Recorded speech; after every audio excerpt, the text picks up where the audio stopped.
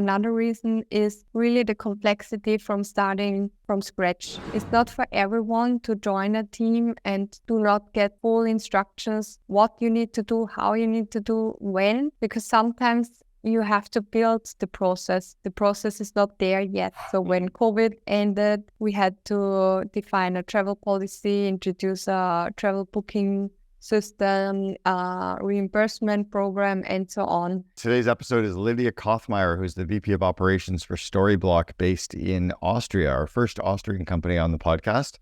They're running 230 current employees, and that is up from 8 employees when they started the company a couple of months before COVID. So Lydia joined the company in February of 2000. A month later, their world was completely upside down, completely didn't flinch, and they just decided to grow from there. They've got employees from 40 different countries working with them. They have a huge presence in the North American market, great success as a SaaS business. You're going to learn a little bit more than we've probably had a lot of exposure to from our US guests on operating globally, managing global businesses, and some of that complexity. We'll see you on the inside. So Lydia, welcome to the Second in Command podcast. Hey, super nice to meet you, and I'm happy to be here today. Thank you. I think you're the first Austrian that we've had on the podcast. We've had people from a bunch of different countries. I think we're at 12 countries have been represented so far, but looking forward to learning from you today. Can you start us off and just tell us a little bit about Storyblok, the company that you're the VP of Operations for? What does Storyblok do? Storyblok was founded in Linz, so also in Austria, and we are a software as a service company. Storyblok provides a content management system to the clients, and if you don't know what a content management system is about, it's like a managing system for content, for example, for text, for images, for all kind of content that you see out there in the world. And our founders, Dominic and Alex, have seen in the past that it's very difficult to maintain content and manage content if you're not a developer or if you're a marketer. And they thought, okay, let's create a tool or a management system that marketers love, also developers, and also marketers can use it without developer support. But that was the whole goal when Storyblok was started. Nowadays, we are a fully remote company with over 230 team members and also located in 40 different nationalities. So not all of us are based in Austria.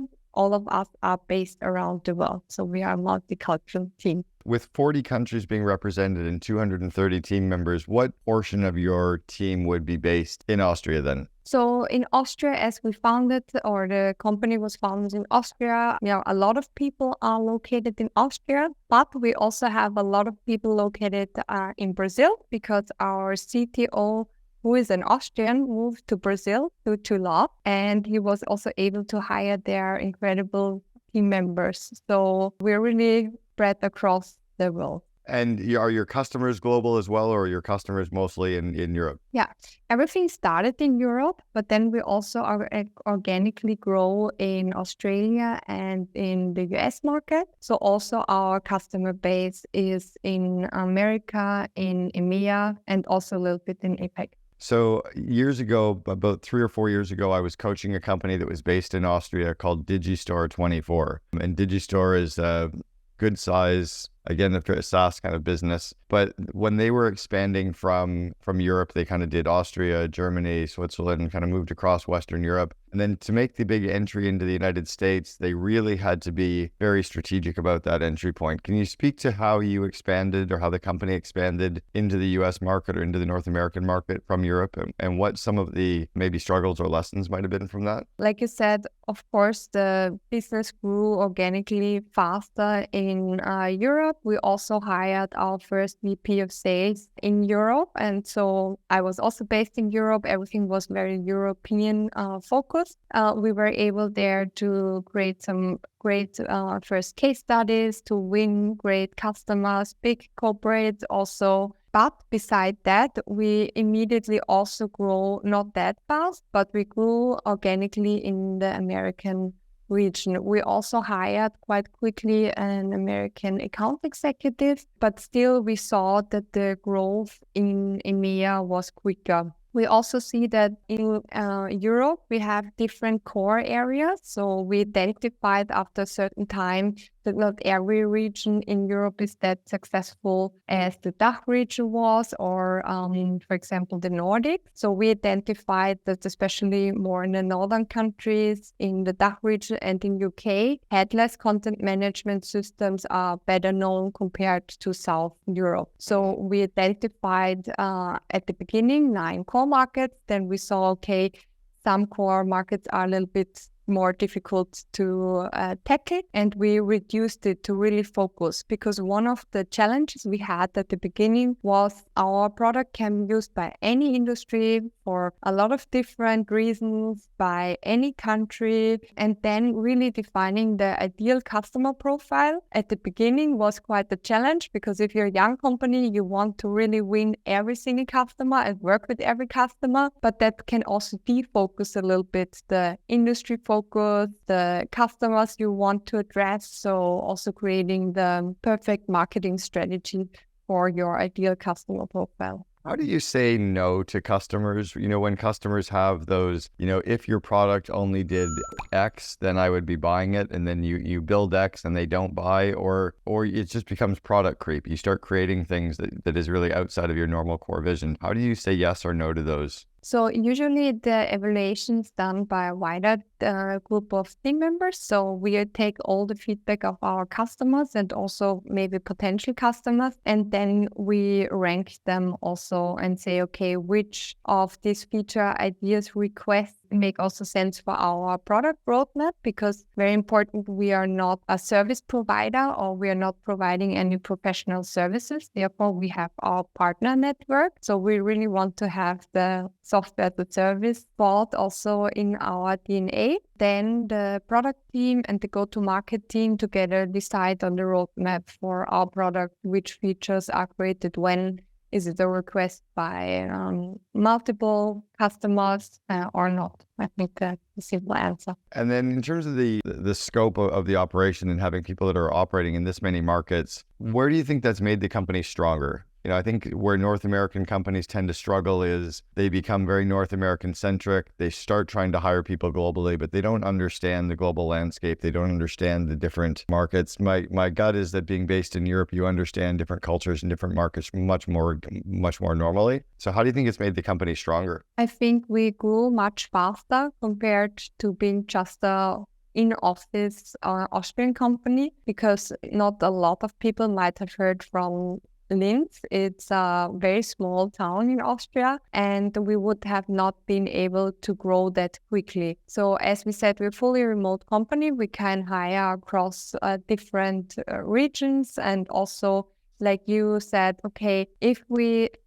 see the potential in the US market, we are also able to hire an US expert, because even if you think the cultural difference might not be that huge, as we have identified that it's still different if you do business with North America in the East Coast, West Coast. And also, for example, when we think about Austria or Germany, also some companies would like to negotiate the contracts in German and not in English. So we were able to hire in the regions where we needed the people with the specific skill set. But for example, it would not be a problem to hire an account executive, American account executive, who is located in Mexico, in Colombia. So we are a little bit the wider range of candidate pools. I think that was the biggest advantage. Now, you've done a couple of rounds of funding in terms of scaling up the company. You've done your Series B. What was that like doing that? And was that European funding? Was it American funding? Where did you raise money? We started with the UK fund and the Austrian fund. So our first seed, Series A and Series B round were more focused on the European market. But that was also organically a little bit, because when Dominic was able to achieve the seed funding together with Alex, they were also invited to join an accelerator in London. I was also part there, and I had the chance to work 6 months from this accelerator. And there they introduced us also to a lot of VCs, private equity funds. I think that was also a little bit the reason why at the beginning we stayed more on the European side. What are some of the advantages of working and being birthed out of the accelerator programs? definitely at the beginning, the atmosphere, if you work with a lot of other startups who are just also building their company, that you have different people to talk to. It's a very special atmosphere. And then they also had experts in every single field. So, for example, I had there very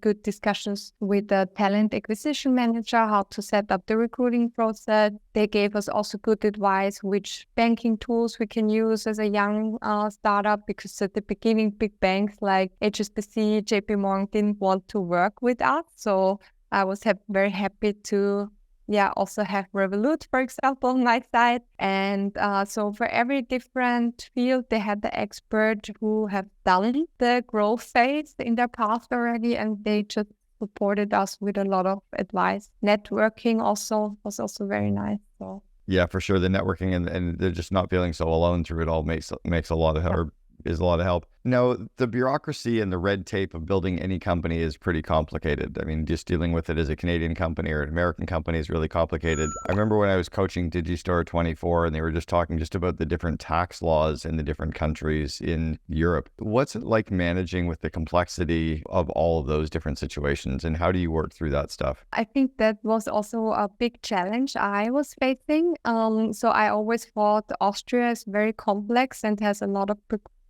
bureaucracy. However, I also realized when we expanded to the US that sales taxes are super complicated in the US. And, as a European, for example, you think, okay, it's the US, everything is the same because it's one country, but actually not. So that was also a big learning to understand better all the different state requirements. I think you then at the end really need also a good consultancy network and trusted partner you can work together with, because if you're expanding in so many different countries in such a fast time, especially at the beginning, you cannot always hire an expert for every single market at the beginning. So we worked here together with trusted partners that supported us to make sure we set up everything compliant. And also what's still a challenge a little bit is that remote companies are quite new. So very often there's no existing law for specific procedures for a remote company. So that's still something where even some consultants are then challenged and say, okay, there is no use case or no best practice because you're one of the first companies doing that. Actually, Corona helped there a lot, to be honest, to get it. Yeah, Corona really did help with that. But again, the complexity is just hard. I was just thinking as you were kind of speaking, the amount of additional overhead that a company and expenses that a company has to incur to operate globally with so many global clients, with global taxes, with different filings. There's a lot of additional overhead that comes in there that you must have a good finance team working on the side of the business as well. And how do you, as the VP of operations, interact with finance? The finance team also belongs to my responsibility. So we defined COO a little bit different, maybe compared to some other companies. So I was the first non-commercial team member first non-developer when I joined Storyblok. And I was then responsible for finance, HR, and legal and compliance.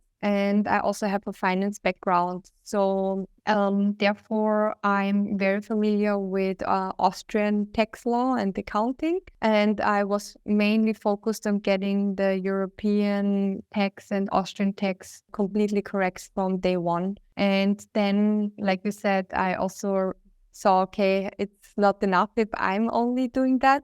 So we continuously hired very good and experienced people and worked together with some tax experts that can enable and train my team and advise. So what we do currently is do the day-to-day work, how we were trained and how we discussed it with the tax consultants. And then they help us for the financial statement and the monthly, for example, tax reporting, so sales tax reporting or quarterly sales tax reporting. So in terms of the complexity of running the business, you've got that kind of dialed. What about just the complexity of the role, your role itself? What do you think some of the harder parts have been for you being in the VP of operations role, and what have been some of your lessons you've learned? I think the hardest part, especially when you join a company so early, is that you have like a white paper where nothing is on and you can build everything from scratch, which is the beauty of my job, but sometimes also quite complex because you need to think about, like you said, which ERP system is the best to expand and do the finance correct,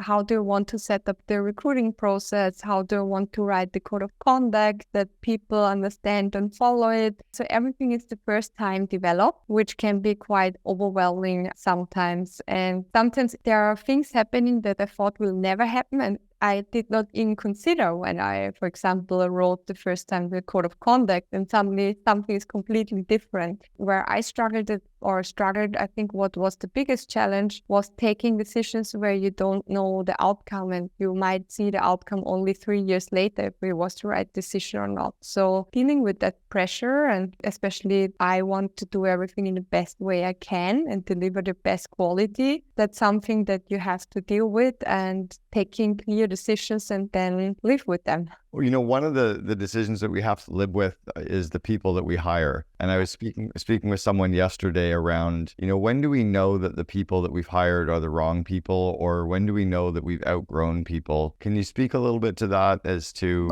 what some of your thoughts are around that side of the people part of the business? Yeah. Especially for a fully remote company, I think the way of communication, documentation is very important. So I parted way with some people because they were not able to bring the things to a point. They were always very generic, but they were not able to build really a project plan and work structured. If you're not in an office, I don't see what you do on an everyday basis. So you need to communicate via Slack. So we use the chat program, or be on point during the meetings and ask if you need support. So I think communication skills are very, very important, because in a remote setup, I can also not handhold the people and tell them every single step. So being action-oriented and being able to solve a problem, maybe sometimes bigger problems, sometimes smaller problems, also on your own. So I think that's one thing that I have seen as a termination reason, or a reason that we parted ways. Another reason is really the complexity from starting from scratch. It's not for everyone to join a team and do not get full instructions, what you need to do, how you need to do, when, because sometimes you have to build the process. The process is not there yet. So when COVID ended, we had to define a travel policy, introduce a travel booking system, reimbursement program, and so on. We haven't had that, as Corona just was fully alive when I started Storyblok. And if you don't like the quick progression, I think people would also not be happy at Storyblok. You started with Storyblok right around when Corona was starting. It was just, I think it was just before, was it not? That it was? Yeah, I started in February 2020. And then literally like the next month, everything went upside down. How many people were in the company when you started? 8 people were in the company when I started then. There were 8 people in the company, and then all of a sudden, 4 years later, you're 230. So incredible growth through the whole Corona time. What do you think held the company together in that first 6 months? I think as we were always a fully remote company and we're never working in an office, we did not have a real problem with Corona. So work just continued, to be honest. Also in the software service industry, it's quite common that you do not visit that many customers, you do the demos online and so on. So I think for us, Corona was not that hard, to be honest. And what about the growth of the organization? I mean, when you join a company, when it's 8 people, when it's at 230 today, how have your skills had to change and adapt over that period? Quite a lot, I would say. So like I said, I joined the company, and back then Dominic told me, I'm not sure what you will do, but I know that I need your support. And when I started, I thought, okay, we'll only support in the finance area and maybe a little bit in the people area. But then suddenly I also had to learn how to do or to establish procurement processes. How will we onboard a fully remote company? How will we ship equipment? How will we offboard equipment? How will we make sure that the equipment and the data stays safe? So also I was suddenly responsible for information security for our company. Of course, I hired an expert who can support me there, but still at the beginning, I had no idea about information security, for example. And also, like we discussed, legal and compliance is a huge topic. So I'm learning really every day still. Yeah, I imagine the learning has got to be like a substantially fast-paced learn too. This can't be like a super easy one to be able to pull through. Where does the company going next? What's the focus? So full focus is the US market. We just opened our first US entity in January 2024, and we really want to attract further or more American companies. And we have also recognized, because what you asked, what our learnings were, that Europeans like to do business with Europeans, Americans like to do business with Americans in the American way, and therefore we fully focus also to make the switch from a European company and also have beside the European company a US company that fulfills the US market needs. Is that something that you've had to be very cognizant about? Is that the Americans need to see it and feel it more as a US company, US employees, US verbiage? I think it's a natural thing that everyone likes to do. You feel,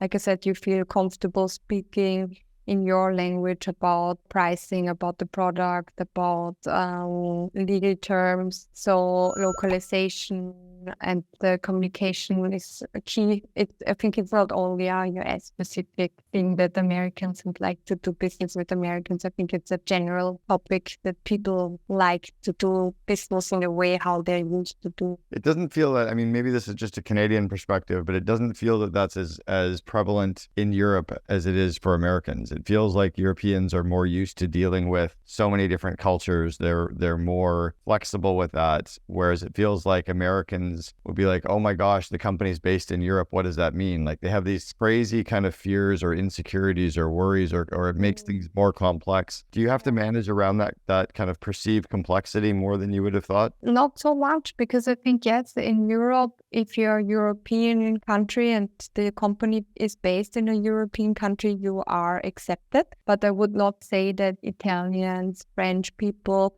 love to do business with English-speaking people, and they also enjoy doing business with Italian or French-speaking people. So I think I was not surprised that I think also in Europe we are not much better, to be honest, from my perspective. I guess, yeah, it does make a lot of sense. For sure, the French. And this is just one example. I don't I know. want to say that it's only French. No, I know. You said the Italians too. And I noticed it even in Germany too when I was over there. I've been over there a bunch. What about the time in terms of working with your direct reports? I think as the company continues to scale, our time as that second in command gets stretched. We don't have as much time with our direct reports. We don't have as much time to grow people. We don't have as much time to spend with people. Or the people that we hired, a year and a half later, they're now reporting to other people instead of reporting to us. Can you speak to some of that and how you manage through some of those people issues or the people time challenges? I think very important is that we also said, okay, we really would like to limit the direct reports to 8 people. Of course, at the beginning, that was not possible.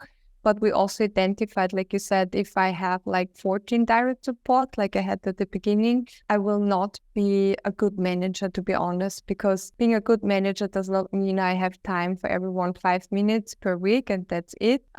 So we tried to also introduce some guidelines from the company perspective to say, okay, every manager should at least have 2 times per year really a annual review talk to the team members. And what I also do with my team members, and you said it's important because we are also working in different time zones, is that I have a certain overlap with my team members at least. So 30 minutes, and I have at least once a week with every team member a fixed call schedule. And then we use, for example, Notion as our project management tool, where we sit down in the annual review talks and really think about, okay, what is your job description? What did we hire you for? What do you already do very well? What can you develop? So to define here individual goals to grow that, and then also define the hard facts, so the project that the person is working on with very clear deadlines. And also when project is done, reflect with the person a little bit on what worked well, what did maybe not work very well. I think that's giving you these feedback loops that help people to grow and allow people to grow also. I'm also a big believer that micromanaging will never grow people. So sometimes I even give not too many instructions because I want to see what my team is capable to do. And I just want to get a different perspective because I have already a picture how it could look like. And sometimes it's very interesting with which ideas they come up if I do not give them very, very clear directions where and how to go. Where are you growing as a leader? Where are you working and growing your capacity, your skill sets? Because the company, again, from 8 people to 230 in 4 years is a completely different company. Where have you been growing your skill sets? I think in the day-to-day business, from a knowledge and experience perspective, also we did some leadership courses, which was also quite interesting. And I have amazing co-workers and also one external consultant that I can go to and talk to if I experience some challenges. Also, I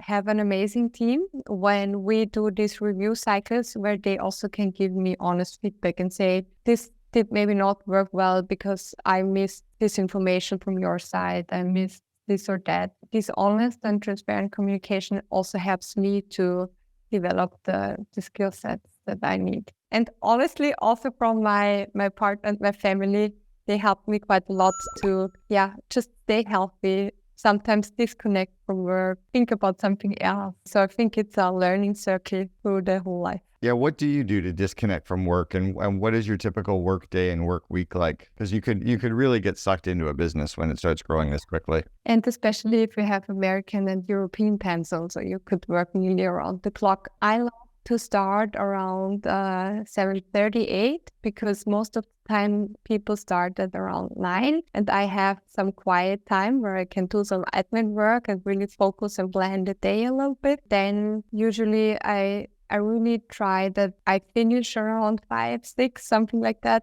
It doesn't work always, but what I really try to do is finish Friday a little bit earlier, or sometimes if I know, okay, I have a very late meeting until the evening because I'm having meetings with the US time zone, to start a little bit later or do a longer lunch break where I go for a run, go for a walk. So when I have my free time, I try to not spend it in front of the computer, get some fresh air, get out in the nature, do some sport. That's how I try to plan my week. Now, you talked about some of the time that you have with your direct reports and how many times you try to speak with them on a weekly basis and an annual basis. What about your time with the CEO or the co-founders? What does that look like? Usually my CEO or my manager, we have once a week on Monday, a one-on-one where we plan what we do. And then additionally, we have a leadership meeting on Wednesday where we discuss in the wider group what the most strategic projects are, KPIs are, financial data. That's most of the time.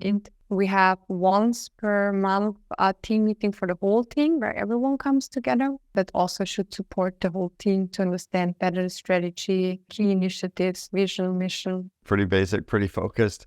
Are there any stumbling blocks that the company's encountered in this growth? Is there anything that's been really tough? Because I think people think, oh, well, that must be so simple, right? Like growing that quickly must be easy. What's hard about growing that fast? Sometimes the unexpected challenges take super long. Like I mentioned, if you think, okay, it's amazing that you can hire across the world, sometimes you have then things that you did not think through fully, because when you hire across the world, suddenly you have visa challenges because maybe people from Egypt, from Kenya, from India, or they have bigger problems receiving a visa in the US or in the European Union compared to European Union citizens applying for a visa in the US. So I did not expect that will be so hard. I realized that when we did our first team retreat last year, or like I said, shipping stuff, we have a little onboard gift that we send everyone. And we have one team member who is in Chile,